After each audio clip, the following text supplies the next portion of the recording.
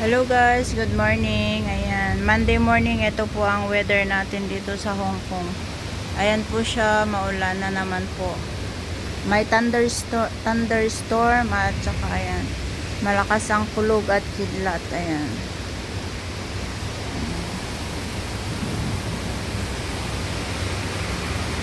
Ayan.